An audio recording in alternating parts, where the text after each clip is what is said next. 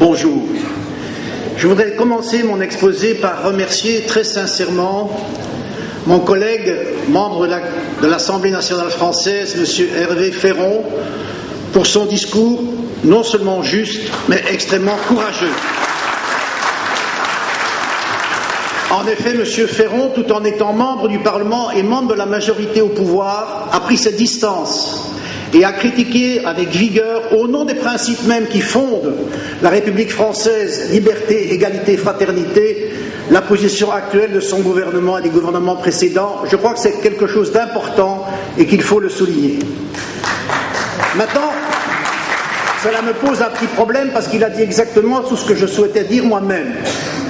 Donc, pour ne pas me répéter, vous me permettrez de faire une petite digression historique, puisque le thème de notre colloque, c'est le problème de l'autodétermination, ou dans une certaine manière, ce qu'on appelle aussi le droit des peuples à disposer d'eux-mêmes.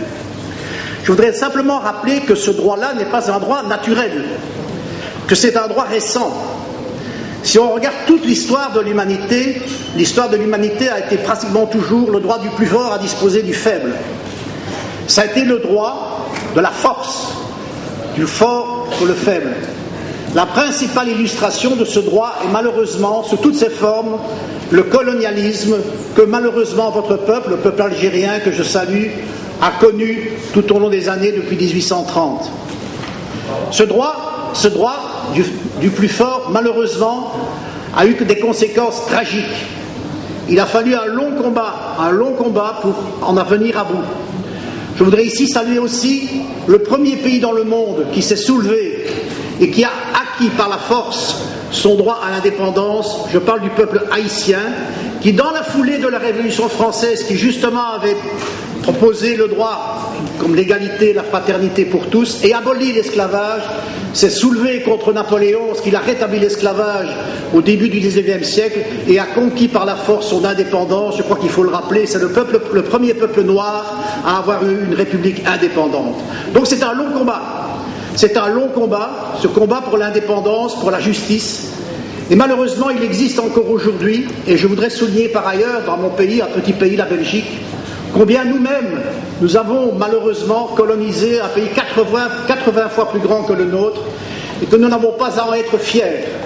Je voudrais simplement rappeler qu'au moment de l'indépendance de la Belgique, de l'indépendance du Congo en 1960, le Premier ministre, M. Patrice Lumumba, élu démocratiquement, grand homme politique, grand panafricaniste, a été quelques mois plus tard malheureusement assassiné avec la complicité de certaines autorités belges, comme notre Parlement et la commission sénatoriale à laquelle j'ai participé il y a quelques années a réussi à le démontrer.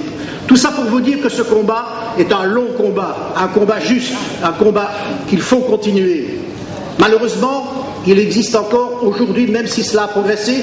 Je voudrais simplement rappeler les différentes étapes de ce combat. J'ai rappelé la Révolution française et son discours, c'est clair, mais malgré ça, tout au long du XIXe siècle, le colonialisme a progressé. La Première Guerre mondiale a amené une évolution. Effectivement, après la Première Guerre mondiale, sous la pression du président américain Woodrow Wilson, on a accepté une forme d'autonomie de certains peuples, notamment le peuple hongrois qui, après la guerre 14-18, on vient d'en parler, a recouvré son indépendance, même si malheureusement une grande partie de son pays lui a été enlevée. Donc il y a eu une première évolution, mais il y avait une forme d'hypocrisie, puisqu'on disait droit des peuples à disposer d'eux-mêmes, mais que les grands pays colonisateurs continuaient à coloniser d'autres pays. Il y a quand même une évolution, si vous vous souvenez, lorsque l'Italie de Mussolini a voulu à son tour entrer dans le jeu et a voulu coloniser par la violence l'Éthiopie, la Société des Nations, l'ancêtre des Nations Unies, a condamné l'Éthiopie, comme elle a condamné le Japon lorsqu'il a tenté et il a réussi à coloniser le Manchukuo, qui est devenu un pays fantoche.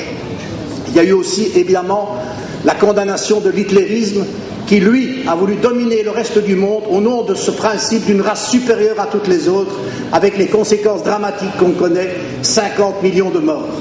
Et on en arrive alors à ce texte extraordinaire, qui est la Charte des Nations Unies. Le monde sort de cette horrible guerre qui a fait 50 millions de morts, et enfin les pays comprennent qu'il faut faire quelque chose. Et je vous invite à lire et à relire cette Charte des Nations Unies, qui est un texte admirable, qui est le résultat de la mort de ces malheureux, de 50 millions de morts, et dans lequel on sent une volonté fraternelle de tous les pays du monde de enfin mettre fin à la guerre.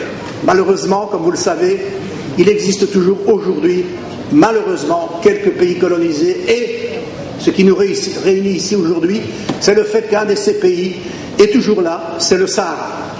Or, les Nations Unies, et je leur rends hommage, j'y ai travaillé moi-même pendant de nombreuses années, les Nations Unies ont fait ce qu'il fallait pour trouver une solution pour permettre enfin que ce dernier problème de colonie en Afrique soit résolu. C'est tout simplement le droit à l'autodétermination, le droit des peuples à disposer d'eux-mêmes, qu'on demande au peuple sahraoui ce qu'il veut et qu'on le laisse dire ce qu'il veut.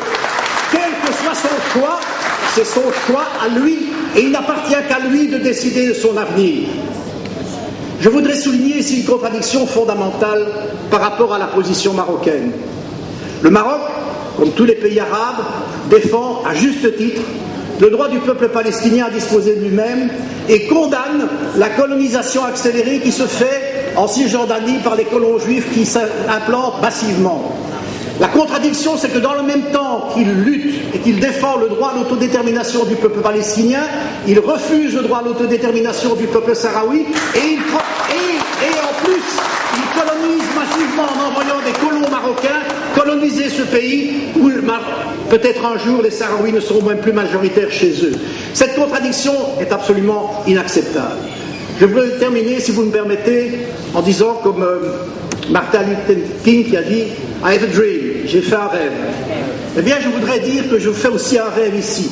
Un rêve que, enfin, lorsque le droit international aura été appliqué, c'est-à-dire d'une part le droit à l'autodétermination, mais aussi le refus de l'acquisition de territoires par la force, comme ça a été le cas de l'invasion marocaine, je voudrais que lorsqu'enfin ce droit aura été reconnu et que le peuple sahraoui aura pu enfin déterminer librement de son avenir, mon rêve c'est que tous les peuples du Maghreb, ensemble, puissent construire un avenir de paix et de développement. Je vous